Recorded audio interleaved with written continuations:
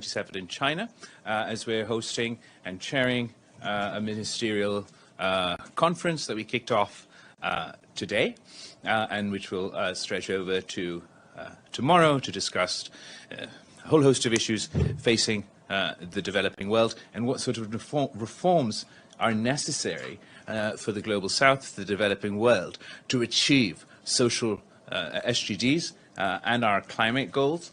And I think that so far it's been going particularly well.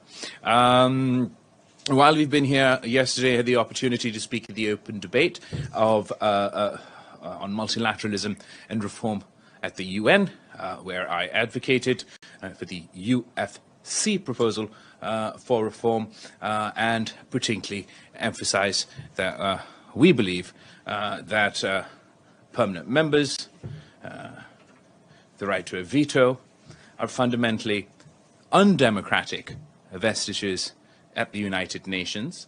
They have been the reason that a whole host of issues we have been unable to address here at the United Nations, and we believe that the problem surely cannot be the solution. Surely the solution to paralysis at the United Nations cannot be more permanent members, cannot be more tyrannical, authoritarian vetoes. The solution to the gridlock of the United Nations is further democratization, further representation. But we would like to see the empowerment of the General Assembly, of the Secretary General, and the proposals of the UFC.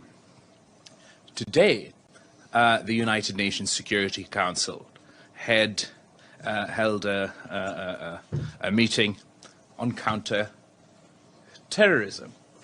I believe perhaps it could have been more inclusive, more transparent, had this too been an open debate, allowing for all countries, but particularly those such as Pakistan, who have been the victims of terrorism, who've experienced the devastation associated with terrorism, but who have also demonstrated consistently our ability to tackle this issue, be it domestically, with our successful counter-terrorism operations, first in South Waziristan, then in North Waziristan, that saw the overall security situation in Pakistan drastically improve from where it was between 2007 and 2013. When we very recently completed not one, but two action plans of the FATF, anti-money laundering action plan and the counter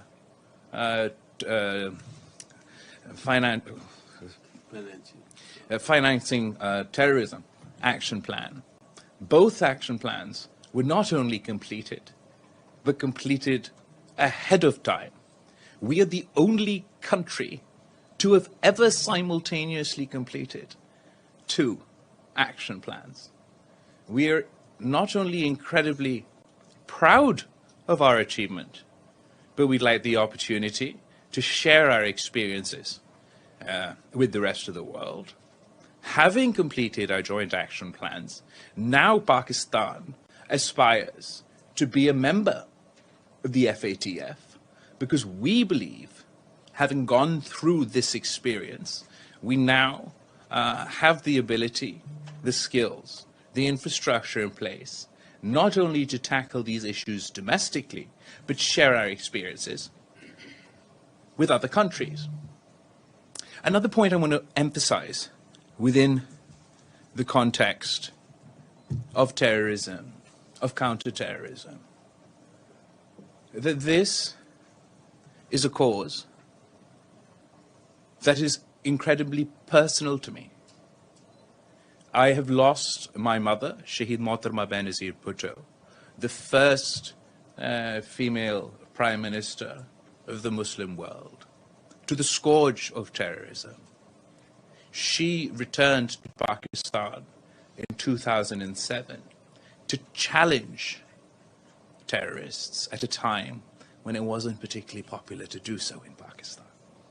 She did so at a time when the vast majority of male political leaders within Pakistan did not have the courage to condemn terrorism, to publicly campaign against terrorism. She has survived what to this date is the largest terrorist attack in Pakistan insofar as the sheer number of victims, the October 18th, 2007 terrorist attack in Karachi. But she never gave up, nor was she deterred. And her bravery, her courage, her determination mirrors the bravery, the courage, the determination, the sacrifice of the people of Pakistan.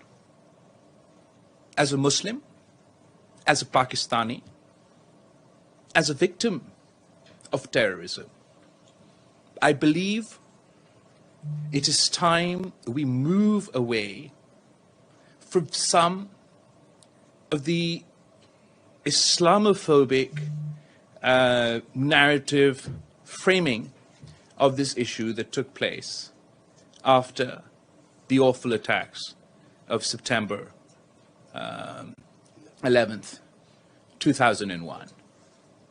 Because what we have witnessed from that date up until now is that terrorism, of course, knows no religion, knows no boundaries. It is important for us to consistently emphasize, and I remember still growing up and hearing quotes from world leaders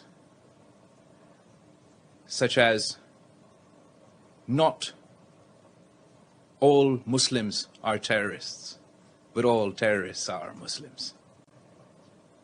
And unfortunately, we find ourselves in an incredibly odd situation where me as a Pakistani, as a Muslim, as a victim of terror, I am not defined. My country is not defined, my people are not defined by the bravery of Shaheed Mohtarma Benazir Bhutto and the thousands of other Pakistanis that have stood up and given their lives to these terrorists. We are defined by those who carry out these acts just because they call themselves Muslims. Till this day, yesterday, when I was contributing at the ministerial meeting, at the UN Security Council on the reform of multilateralism, and I requested the UN Security Council that the issue of Kashmir is an issue that should be solved through multilateralism, through the United Nations Security Council.